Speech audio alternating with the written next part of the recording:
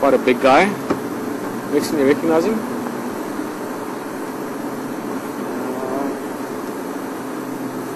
Sure, let's get a bit closer and we'll have a look. Something I need to start doing is slowly start getting a bit of a record of the rhino bulls around here as well.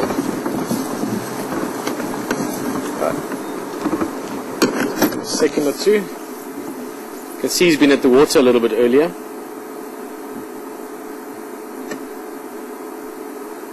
Just looking at him as he moves along there. Have a close look at the horns.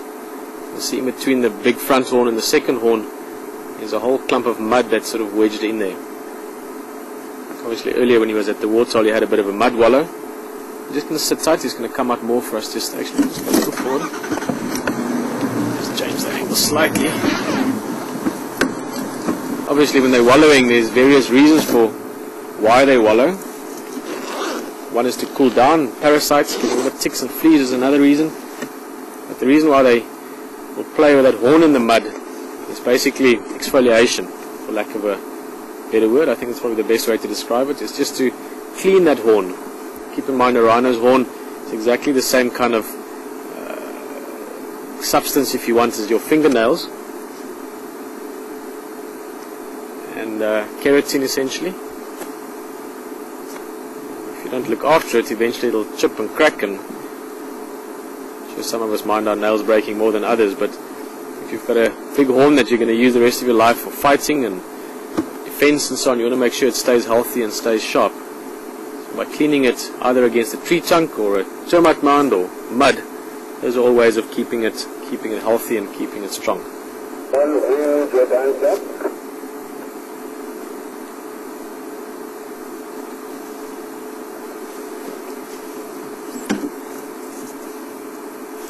He's obviously aware of us, not too worried about us. You can see he's grazing along, so his behavior is natural and relaxed. And he's even sort of turned slightly towards us while he's grazing. We don't want to move too much. Rhinos react a lot relative to what they hear and what they smell. Eyesight is sort of obviously important, but it's a little bit secondary when it comes to them reacting to their sort of slightly distant environment. And he might even feed towards us if we're lucky. Awesome. Quite often that's the case. If you just pick a spot and relax a little bit and sort of ease into the, how shall I say, sort of the feel of the environment, often animals relax as well. Except for the flies, Vixen. The flies are busy.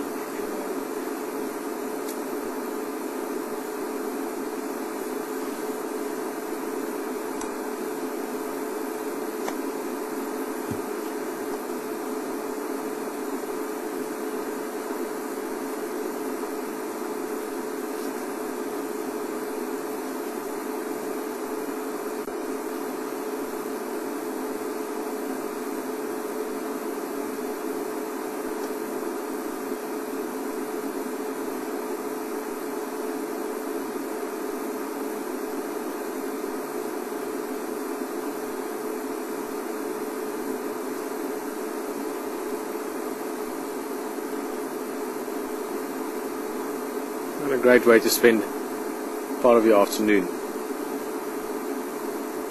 For us as humans, sitting with a beautiful white rhino, species that was virtually extinct 20 years ago, being able to appreciate it and have it relax with us. And for a rhino, fantastic afternoon as well. Some good grass to be grazing on. He's got a belly full of water from earlier. That's pretty good for him.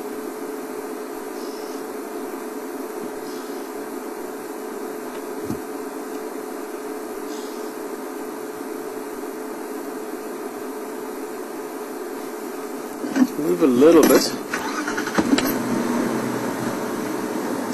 Good gap, look at that. Beautiful afternoon light as well. I think he's going to feed right into that gap for us.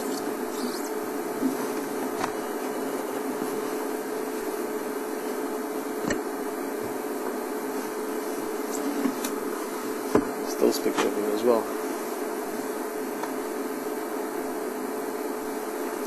Oh, it's not going to move into the gap for us. But He's sort of moving closer to the road, so I think we're just going to take it nice and easy. You should see oh, he's going to walk out right here on the road. Come on. Great.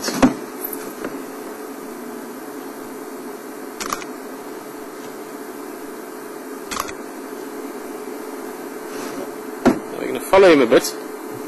I don't know if he's familiar to you yet. I just recognize him as a big male, so he'll be dominant. Oh, he's going to scent mark. Come on. So I'm trying to predict behavior, and he's not quite playing along, but just the way he was dragging his feet there, he was kicking the dust a little bit. I was hoping he might urinate there and spray mark. Like I was saying, I don't recognize him yet, but he's a big enough guy that he's one of the big bulls we see around here.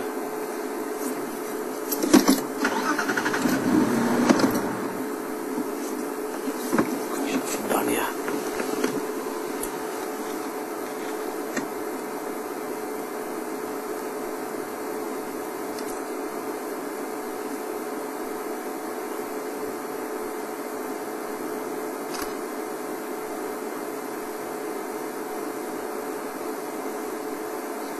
Also see all those flies around him. If you look very carefully around his head and his shoulder, a bit of backlighting, lots of flies.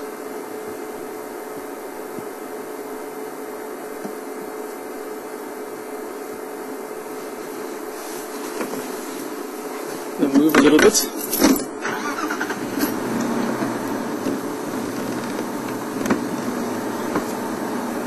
Fantastic, because it's recently been burnt here. This is one of the fire breaks. You can see every time he moves. Oh, don't run. You get that awesome dust around his feet.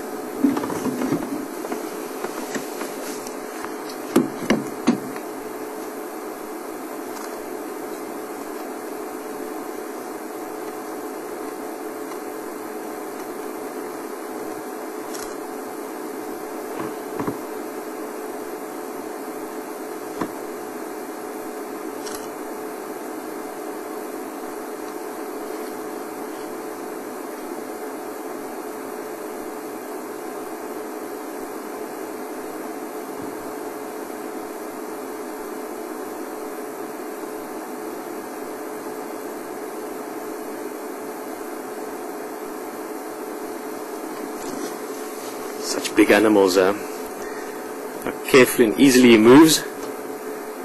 Keep in mind that this guy weighs around 2 tons, massive rhino.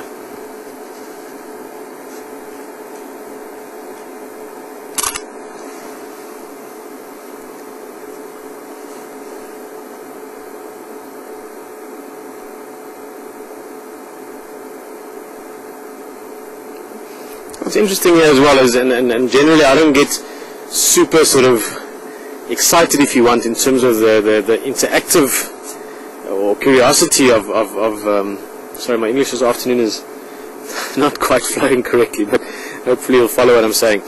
My point I was trying to get to is that I don't get the feeling of massive curiosity and sort of interest in interactivity with rhino and other species. In other words, with elephant you often get that, where they come up and they want to have a look at what's going on around them.